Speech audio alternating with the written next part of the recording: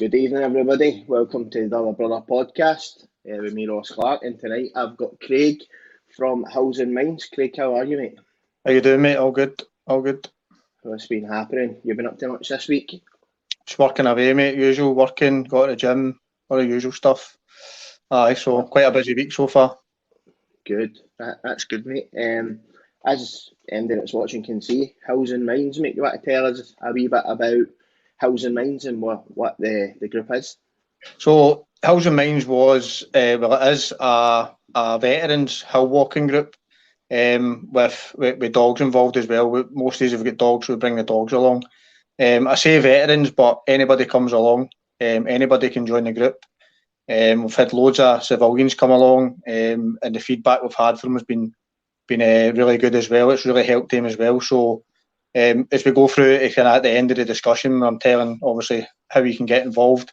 Don't think if you're not served in the military or you're not a veteran, you can't come along. The group's for everybody and anybody. So and mental health is something that affects everybody, not just people in the military. So a veterans hill walking group with a wee side of dogs in it as well. And we go hill walking maybe once a month. As I say, we've got a Facebook page and an Instagram page, and there's somebody always kind of manning it in case somebody needs help or somebody's struggling. That's excellent. So you say there, obviously talking about civilians and ex-servicemen. So you yourself, I know, served in the army. How was that for you? So I'm still serving just now. So I've been in for 11 years. Henry, the guy I made the group with, obviously sent his apologies. He couldn't be here. He's helping out with the booster programme down south. Both of us have served for 11 years, and that's where we met. We met at the Black Watch up in Inverness. That's a unit we're in. So we met there. We've been friends for 11 years, as I said. And the group kind of came about from having discussions with friends that had left the military. We were having a catch-up, playing a game of pool and stuff with a couple of friends. And the way they were talking, the things they were saying, you could tell they were quite isolated. And since they'd got out, they felt quite disconnected from maybe friends who they'd been quite close to when they were in.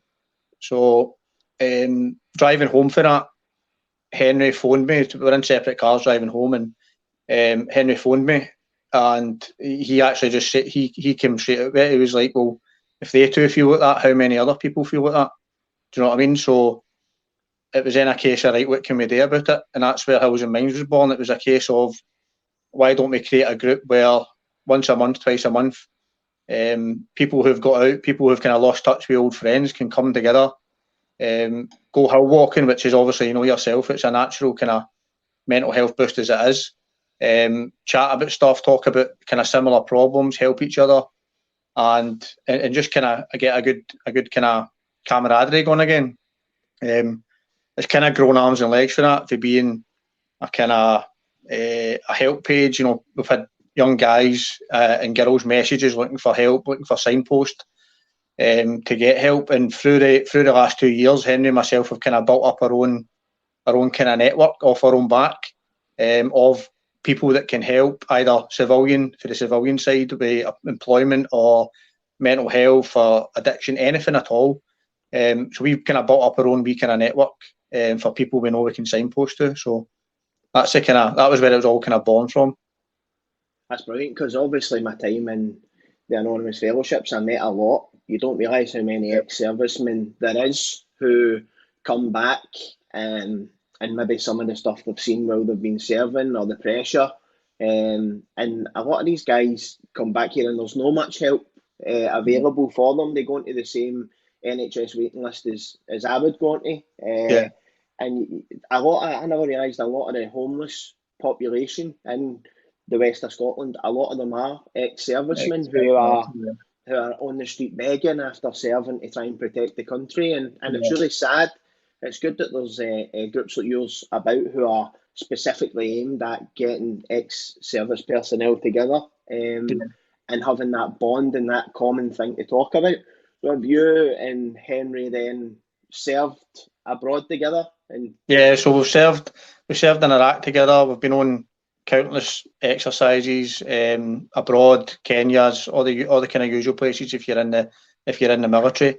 And like you said, there is a lot of obviously a lot of homeless, but the military is getting better. The help is getting better, and a lot of what we tend to find is there is a lot of help out there, a lot of good help as well, but people just don't know where to go or who to ask.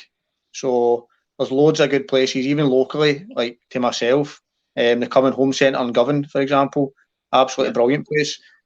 So places like that, a lot of people don't know they exist. So that's where we kind of take it upon ourselves to try and kind of signpost people, and we kind of find these places, and then we can help people out. But I mean, not everybody that leaves the military ends up with problems or has mental health issues. You know what I mean? I don't want to paint it that way. But the people who do leave, who are struggling, which we tend to find as the younger soldiers, who maybe joined without a support network, and they joined for that reason. They joined because they didn't have anything at home. Yep. So the army becomes their family. So when they leave, it's like that big safety net's been pulled away, and it's like a culture shock because they don't know who to turn to. Because in the military, you've got somebody telling you where to be, what time to be there at, and what to be wearing. Once that's ripped away for you, it can be a bit of a shock to the system for especially the younger guys. So we've kind of, that's our kind of focus, is the younger soldiers who get out, who don't have the support network. They don't know where to go for help, and they basically don't know who to ask. Yes, I'm talking a wee bit there about guys coming back and not having that help. Would you say yourself you've had mental health issues in the past leading up to you making the group, or was it more of a kind of seeing other people struggle and having the sense to try and bring them together? I think it came about from trying to help others, definitely. But I would be lying if I said it's not helped me. I mean, I'm like everybody else, and I'm sure Henry's the same. You have your days where you're not at it. Do you know what I mean? You don't feel 100%. And so it's definitely helped me, and going there and kind of unloading on people and like sharing a problem with people. And I mean, the military's based on dark humour. Do you know what I mean? A lot of times it's laughed off or whatever, but that kind of, it's a release for me as well. It's and I get to see old friends who I don't normally see. My unit is primarily they recruit from kind of Fife and Perth, and obviously I'm in Glasgow, so these are boys who are not readily available for just jumping into the pub for a pint or going for a coffee. So it's a kind of catch up for me as well. So it definitely benefits me. I was watching your Sam podcast the other day, Sam Miller, and I could relate to so much of it. I was actually smiling when some of the stuff he was saying about noticing the triggers. With the running and that, so I'm old enough now to notice when I'm starting to feel that way. I'm starting to feel a bit down. I'm starting to notice the triggers more, and the running. Like anybody who knows me knows I hate running. But for the last 2 years, I've started running and go to the gym every day and running. That stuff for me now is my kind of release, and that's what kind of brings me back to 100%. So I had a wee smile when I heard him saying that about his partner saying, "Oh, you get out a run," because he was getting snappy. Because I'm in the exact same boat.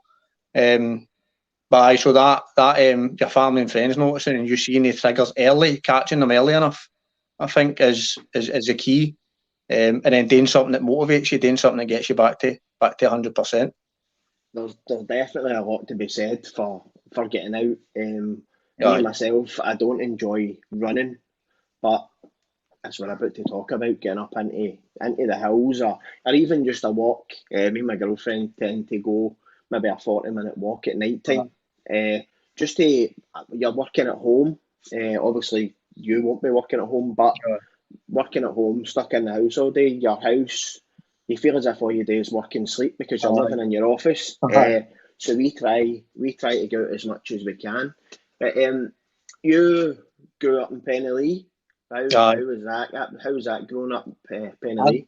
I love growing up in Penny. I don't know if you know Penny, Ross, but I loved it. It was probably your kind of stereotypical scheme in the 90s. Like everybody was your auntie, everybody was your uncle. But you were always out playing football, kicking the ball about. There was I'm not naive enough to know. I think there was like, local drug issues and stuff, and it almost became kind of, you were kind of conditioned to it that it was the normal. But growing up there, no, I certainly didn't have any problems. And I think it really, I never joined the army to get away from anywhere because I had a young family. I joined because I had a young family. So that wasn't the reason why I joined. But I see young guys who are in now and young guys who go in, like I said earlier, who did join because they grew up in maybe a housing estate or a scheme that was rough and they didn't want to fall into that lifestyle. But I know it was I loved growing up there. It was brilliant, really good. Because my first guest, Stevie, was talking about growing up in the schemes and how, in his opinion, his life was mapped out that it was going to go down a certain path. Aye. Because of the drug culture and the alcohol culture and the fighting culture going on around about him. So it's really interesting that you've came from the same background, but you've chose to go the other way and end up serving for your country. So how did you end up joining the army? What did you always want to be a soldier? Or? No, so it was always something that interested me. I had family who had been in as well, and I was working for a company in Darnley, and they went bust, and I basically made redundant. And my boy Ollie, he was only a 3-month old, and I was like, I need to get a job. Like I need to be earning money because I've got a newborn here. So I went home and I was watching the telly, and an advert came on for the army, and I thought I'm going to look into that, and then checked up online. I looked at the kind of the pay, the job roles, all that kind of stuff, and then I went to the careers office in Queen Street, which is funny because I work in there now. So I went to the careers office in Queen Street and I signed up, and within, I think I went there in January, the end of January, and I was in training for the 3rd of April. That's a quick turnaround. That. I know. So what's your at that point? What's your mental health saying to you at that point? That must be daunting, knowing that you're joining the army, because it is a dangerous job. I think that being made redundant with a newborn, I think that was a bigger hit than anything else that year, because that panic sets in and you start thinking to yourself, right, I need to earn money here because he's relying on me, kind of thing. But starting the army, I was more positive about it than anything else, and I knew it was going to be hard. I mean, I knew the training was going to be hard, but I just kept thinking to myself, I need to get through this, no matter how hard it go. It was a case of a bit of mental resilience. It's not going to last forever, and I need to get through it. Basically, for my son, I need to get through this. I don't care what they do to me. I need to get through this kind of thing. So that's high stakes, That's high stakes that you're. So getting made redundant must have gave the old mental health a dunt before you went to the armies. It was hard to get motivated. I was looking for work kind of locally, and there was nothing out there. I mean, I think that was when about the time a few years after the kind of credit crunch as well, when jobs were quite thin on the ground. And I left school with no qualifications, with absolutely nothing, to be honest. So jobs were thin on the ground, but so that the couple of months before that, the October, November, December was a bit grim. No having a job and obviously having a newborn, stuff like that. But joining the army as well was good because I knew I had to train. I had to get running to join. So that was the boost that brought me back up. Do you know what I mean? To that 100%. So that kind of helped in a way as well, even though I don't like running. It brought me back up, and then when I was in training, it was hard, but like I said, it was one of the ones. It was, I just need to get through this. There's no kind of quitting. But that getting made redundant, knowing I had a newborn in the house, was a big dent, a big kick in the teeth. And I probably was struggling for that few months trying to find work and being done about it. But as I say, signing up and then knowing, right, you need to get out and train now, that was a big boost for me. Yeah, and while you were serving, one of my neighbours, it was actually a dog handler in the RAF, and he served in Iraq and he stood on an IED and blew part of his foot off. I'm actually hoping to get him on the pod later on to talk about coming out and his rehab and stuff. But he tells you some of the sights that you guys see across in these war zones and stuff. So I take it, when you're coming back, is there help? You offered counselling and stuff when you come back for a trip for whatever you've seen or stuff like that? So any time you come back for a kind of operational tour, there's always a package of kind of mental resilience training and mental health help before you go and when you come back as well. So I can't really fault that for the army. So you're well looked after in that respect. And then obviously you've got your pals with you who've been there, and then when you're back a few weeks after you get back as well, there's more kind of follow up as well. So they're always kind of looking after you. Do you know what I mean? But it's that culture's changed for maybe when that guy was in. Maybe he was in years before me. Yeah. So that's changed as the mental health culture changes and the awareness changes. The army's getting better at it now. Do you know what I mean? So they know what they need to look for, and they know how to treat it, and they know how to get the help. But maybe that wasn't available, say 20 years ago. But it's definitely improving now. It can get better. It can always get better, but it's definitely improved. Yeah, because mental health's becoming such a big, widespread conversation. Everybody that you speak to now knows someone who's affected with their mental health. And what I always say about my bad stages is, for me, having depression or anxiety, I can rub that off onto my mum, my dad, my girlfriend, my kids. Then if I see somebody else, so if people don't realise that one person having bad mental health can upset the full apple cart and everybody around about them. So let's talk a wee bit about Hills and Minds. So you and Henry started it 2 years ago. Yep. So how did you start to spread the word, and how many kind of people did you have at first coming on your trips? So we used Facebook initially. So we had a Facebook page, and we used word of mouth through. Obviously, when you're in the military, you get a lot of friends, and then you maybe not see each other for a while. So, but you still kind of go to each other on Facebook, stuff like that. So it was word of mouth to start with, and then people started adding the group, and then we done another podcast as well, and then that kind of got the word out there even more. And then it was really just through people sharing the page on Facebook, other people sharing it, people joining, and then we would go to do you know what the Scottish Hill walking pages on Facebook? We would go to them and we would say, look, can we kind of put a message on your page, advertising the group and letting people know that there's help there, regardless if they're in the military or no. And they were on board with that. They let us do that. So that got us a lot of members as well. And then the first walk was basically the group of people, the group of friends who had all wanted to see each other for a while. Our kind of close-knit group when we were in the army, or when they were in the army, sorry. But as we started putting the photos up, more people got interested. It then grew arms and legs, and the next walk had double that. But the numbers vary. I mean, it's all down to kind of if people are available or no. And it's usually a Saturday morning, so we've had 6 people at a walk. We've had 15 people at a walk. Do you know what I mean? It's just, if people want to show up or they feel they need to show up to have a chat, then they'll do it. So it's just kind of grown for there and there. And then we've got an Instagram page now as well. So Facebook and Instagram, that's where the pages are. Brilliant. And again, I'll get you to send me them, and I'll tweet them out from the Pods page to make these accessible. So anybody that's in the area where you're going to walk can come and join.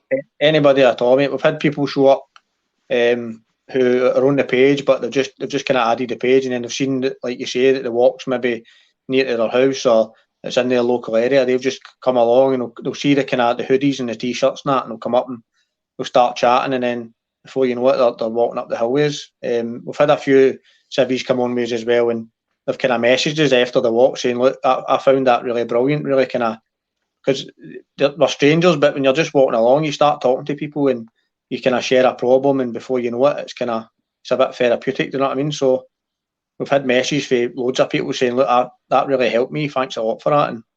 And anybody's welcome, anybody at all.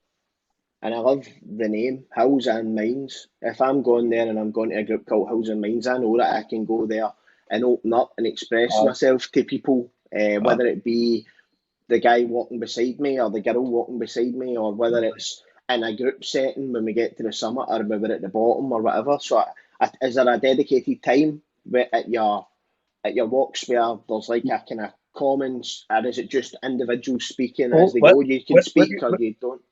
aye, so what usually happens is it's quite kind of fluid. It'll happen within itself. I mean, I'll kind of start off if there's people who've came who we don't know. Henry and myself will kind of start off walking with them, because obviously you want to kind of bed them in and make them feel welcome, kind of thing. So we'll start off a walk with kind of people we don't know, or people who've just showed up. And then as you do the walk, you kind of notice yourself floating between groups. Everybody seems to get into wee clusters, and kind of speaking to each other. And me and Henry will just kind of float back and forward, up front to back between the groups, and having a chin wag and just seeing how people are and how they're getting on. And then at the top, we've always got a photo. We've got a flag. We got a photo with a flag at the top, and then we'll sit at the top, have a coffee or something, have a sandwich that we've brought with us, have a chat, and then just bimble back down again, and then usually have a chat again at the end at the car park. Brilliant. So for anybody who's listening or watching, what kind of hills are we talking here? Are we talking mountains? Are we talking smaller hills? What? No, so like I said, we try to make it accessible for everybody, and we've actually had a woman came to a walk. She's about 63-year-old, and she had a bad knee, and it's people like that we want to come along. So we don't want to do. I mean, we can't do a Monroe with people who can't make it. Do you know what I mean? So we tend to keep the hills more kind of smaller touristy hills. So Arthur's Seat, Conic Hill, Tinto, Stumyat and Stirling, stuff like that. So we'll try and keep it kind of decent enough to get a good leg stretch at it, but nothing that's going to kill anybody. Do you know what I mean? Aye. So how would you say your own mental health is once you're up there, once you're in the hills, when you've got the camaraderie of the group on the way up? It's second to none. I mean, you get that boost even if you're walking a hill yourself. You know what I mean? In the fresh air, and you get that boost yourself. But when you're doing it with people who good friends who you maybe only speak to during the week via text or a phone call, but you're actually face to face and speaking to them, walking up and then walking down, and it's the boost is it's unbelievable how much of a boost you get out of it. And that's what I was saying earlier. It's we didn't create it for me and Henry, but I'm sure me and Henry have took just as much out of it as everybody else has. The positives of it. So it's really good. And again, like I said, just connecting with boys that aren't readily accessible to go for a coffee like within an hour's notice or something. So it's a good place for everybody to come together and everybody takes something out of it. Yeah, and I know you spoke a wee bit there about having a new baby when you joined the army. So you've got your son's 11 now. I've got a wee girl of 10, and they're at that impressionable age. Definitely. So my wee girl grew up in a house where if Dad was in his bedroom with the door shut, she wouldn't come in because she wasn't sure what kind of condition I was in. Right. And now my wee girl can come in and she speaks about me doing the podcast and how proud she is, and like she doesn't even watch them, but she knows that what I'm doing is trying to help people and trying to spread the word. So what about your son? He must be major proud of you, where you've been in the army and the work you do outside as well. I know he's proud of the fact that I'm in the army. Even though that I work in an office now, he calls me a receptionist. But I know he's proud of that, and the group as well. Which I've tried to drag him along to some walks, but he's not having it yet. He's too lazy in it, so typical boy. But I know when I tell him about it and I tell him what it's for, I know obviously he thinks that's a really good thing, and he's that kind of similar nature. He likes to help people, and so I know he's definitely proud of it. Aye. That's the exact same as me. I try and get my wee girl went on a sponsored walk up to Loch Comfrey. when she was about 5, and she's never went near her again since. But I think I'm a big believer that I'm 33, but the generation of my wee girls got, you can't get them to go outside. It's all iPads and TikTok and computer games and Nintendo Switches, and for me that there's the mental health. I would call it the real pandemic that's going on now is mental health. People not being able to go out and mix with their friends and stuff, but it's good that there's people like yourselves trying to combat that just now and showing an example to younger people, because if everyone's sitting in their house on iPads and looking at Instagram and trying to keep up with the Kardashians kind of thing, it doesn't stand well for mental health for that kind of age group going forward. So I take it children would be welcome to come as well. Aye, children are welcome. Aye, one of our members, Big Stu Coulson, he brought his kid along. So kids are more than welcome and all. And like I said, it's never a hill that's going to be too hard to do. Do you know what I mean? Henry and his wife Kirsten, they bring their son along. They've got a wee kind of backpack with a wee kind of built-in baby bit in it to take their men and all. So it's kids are more than welcome as well. It's it's all inclusive. Do you know what I mean? Everybody's welcome. Magic. So you say now you're a pen pusher, much the same as me now, working in an office. How do you find that compared to when you were out and active serving and going on trips? It's still obviously I'm still in the army, but it's 100% office work now. So it's got its pros and cons, mate. I miss the boys. I miss being at my unit in the lines with the boys, getting drunk, having parties and all that. But I'm 34 now. Do you know what I mean? I would naturally grown out of that anyway. And see, to be honest, that's another reason why I think I've got so positive over the last few years. Is for the last 2 years I've been home every night in my own bed, eating proper dinners, eating proper lunches. As I say, going to the gym all day, every day. Me and one of the boys in the office, Rab, we go to the gym every day, Monday to Friday, and then go out runs as well at night when I get in for work. That routine has helped me so much, and I didn't have that routine when I was at my unit. So it's got its pros and cons. I am in an office, and it's quite boring sometimes, but the lifestyle is so much better now. Do you know what I mean? I've got that work-life balance now where I can go and see my son whenever I want. I can just randomly decide on a Tuesday night, right, I'm taking him to the cinema. Whereas when you're at your unit, you're away, you're only home at the weekend. So you're trying to squeeze a whole life into a Friday to a Sunday. You know what I mean? So the lifestyle change is massive, and it's been a massive help for my mental health.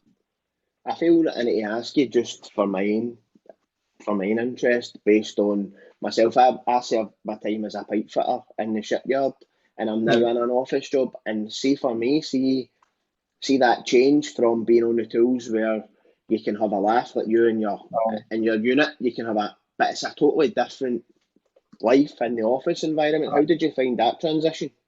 I found at the start it was very tricky because we work with a civilian recruiting company in the office called Capita. So there's civilian staff in with us as well as military. So there's 4 or 5 military and 4 or 5 Capita staff.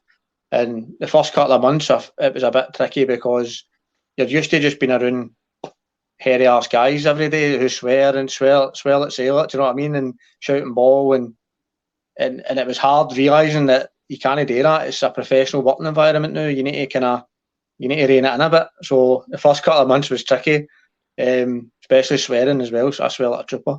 So but once I get out of that initial kind of couple of months and I settled into it, as I say, I found the lifestyle change really good. And being home every night was it's unbelievable that the positivity you take for sleeping in your own bed every night and eating proper meals. Do you know what I mean? And just as I say, going to the gym and working out and that kind of when you're at your unit, sometimes it's at night. There's nothing else to do but just maybe have a drink or go and get takeaways, or do you know what I mean? You're trying to just keep yourself entertained. So the first couple of months was tricky, mate. But now that I've settled into it, I'm well into it. It's brilliant, absolutely brilliant. I wouldn't go back now. I wouldn't go back. Put it that way. I wouldn't go back now. Aye, I felt as if my first couple of months in the office, I was a different person. Do you know what I mean? I don't know whether it was my anxieties and stuff. I felt as if I became a robot. You were feared to say I'd Aye. make a joke or anything like that. And Aye. that in itself is mentally exhausting. See, all day I used to come in at night and fall asleep because all day in my head I wanted to act as if I was on the Aye. tools and run about being daft, and I just couldn't do it. But you mentioned there that you're now working in the office where you went and enrolled, so that's a full turnaround. So Aye. Full 360. how did it feel being at the other side of the table now and seeing It's, young guys coming in? it's a totally different experience now for the young guys and young girls that are coming in. Like when I went in to join up, it was a lot more intimidating, I would say. Right. But now there's a lot of kind of buffers in place to make it less kind of intimidating for them. So they'll speak to us and we'll give them the kind of the army side of life and what to expect for the army side of life. But the whole application process and getting to training, the civilian staff, they kind of cover that. So Right. we only jump in and out to kind of give them our kind of spin on it, the military spin. But Yep. about 70% of the application process is done by the civilians. So it's a wee bit less it's more kind of soft touch. Yep. So we'll only get involved at certain stages, and obviously we'll be in the combats and stuff like that, so they can see us. But it's not as it was all military when I joined. It was just all military staff you dealt with. There was like 3 interviews and that was it. Now it's a much longer process because there's a lot more in-depth stuff involved, medical stuff and all that kind of stuff. So it's good. It's good being on the other side of the table. Put it that way. So if somebody's listening to the pod now who's maybe thinking about a career in the army, or somebody who's maybe a parent whose son or daughter wants to join the army and the parents are scared because they've heard horror stories about people coming back and stuff, what would your advice be and about applying for the army? I mean, there's risks in any job. There's risks in any job you do. You could be a welder. There's risks in being a welder. There's risks in being a joiner. There's risks in any job. The army will do everything to mitigate any risk that you're going to face. So, firstly, you don't need to worry about that. And I would completely 100% back anybody who wanted to join the army. And I don't, when young guys and girls come in, I tell them the truth. I don't sugarcoat anything, but I'm very positive about it because I've took a lot out of it. It's gave me a lot. It's made me a much better person, and it's gave me a much better life than I would have had just staying in Penally with no qualifications and scrapping about looking for jobs. So I would 100%. I mean, if Ollie comes to me in 5-6 years and says I want to join the army, I'll wholeheartedly back it because I know the career and the kind of life he's going to get out of it. So I 100%. Just the office is open. As you walk past, it will look closed, but there's a number on the door. There'll be nobody in it, put it that way. But we're upstairs working, so you just give the number a phone, and we'll come down and get you, and we'll get you in for a chat. Parents as well. Parents can come along as well. Right, mate. And I suppose talking on enrolment, we should ask when the next Housing Minds walk is. Have you got anything organised coming up for MD listening who'd like to join? We've no set dates now. We were kind of waiting for this kind of COVID wave, this new COVID wave to run its course.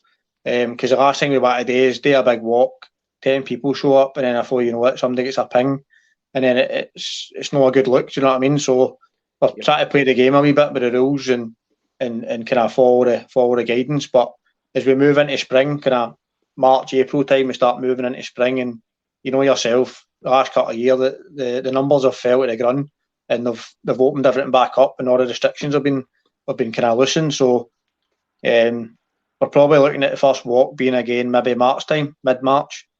So as we start to move towards the spring, and it gives COVID a kind of chance to beat it, and then we can kind of get a big group of people together without kind of having to worry. But obviously, keep an eye on the Facebook page and Instagram, and we'll put it on there. Excellent, mate. Obviously, that's another thing that's causing a lot of harm to folks' mental health now is these restrictions and lockdown. Have you found that there's been more people maybe messaging the pages that you run saying that they're struggling because they can't get out? I think that as well, and kind of, I mean, jobs have dried up a wee bit as well, and people who've got out maybe regretting getting out because, like I said, the army's a big safety net.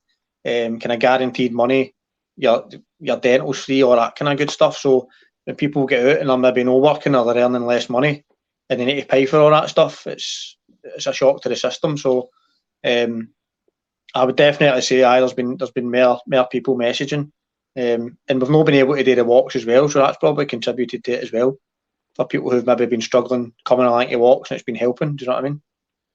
Yeah. So I suppose just to end the pod, mate, if somebody's listening to what you're saying at the moment in our story, what would be your advice to somebody who's sitting on bad mental health or maybe struggling with their mental health? What would be your kind of final words to anybody listening who's going through it now? I mean, just get in touch with somebody, even if it's not us. It could be anybody, friends, family, work colleagues, anybody. I mean, you can just approach somebody and speak to them, because there always is somebody who will listen, and there always is somebody who will help. And there's no problem ever that big that it can't be handled. Do you know what I mean? I know that's a kind of mental battle within yourself, not to think that, but there isn't any problem big enough that can't be handled or somebody can't help you with. So just speak out, whether that's to come to help us, come to us for help, or go to somebody else. Just speak out. Perfect. Craig, thanks very much, mate. Thanks for coming on and speaking about Hills and Minds, and pass on my regards to Henry next you speak to him. And I'll maybe try and get him on at a later date to discuss his backstory. To anybody watching or listening, if you've enjoyed listening to Craig's story, if you have any interest in mental health and some of the other guests that are going to come on, please give the channel a like and a resubscribe to try and spread the word that we're here. Again, Craig, thanks very much, mate. Thanks for having me, Ross. No problem, mate. And I'll catch everybody for the next episode.